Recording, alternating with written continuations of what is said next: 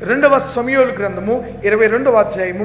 ఈ అధ్యాయంలో మీరు 2వ వచనాన్ని మరి పరిశీలన చేసినట్లయితే, యెహోవా నా శైలము, నా కోట, నా రక్షకుడు. దావీదు మొరపెట్టడానికి సింపుల్గా పాడలేదు. ఆయన సింపుల్గా పాడలేదు. పాడకముందు ఆయనలో ఏమున్నది? అనుభవం ఉన్నది ఆయనలో. మనం చూస్తుంటున్నాం, పాడేటువంటి పాటలు మనం ఈజీగా గమనించవచ్చు.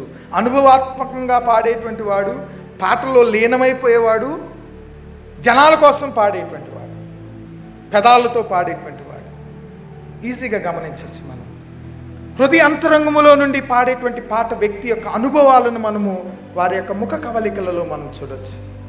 పెదాలతో పాడేవాడు, నటించాలని పాడేవారిని ఈజీగా మన జ్ఞాపకం చేయాలి. పాడక ముందు మనలో అనుభవం ఉండాలి. మనలో బోధించక ముందు మనము దేవునితో జీవించే అనుభవం ఉండాలి. ఊరకే పాడలేదు ఆయన, ఊరకే నటించి చెప్పట్లేదు ఆయన. హృదయ అంతరంగములో నుండి దేవునికి మొరపెట్టేటువంటి స్వభావాన్ని ఆయన కలిగాడు.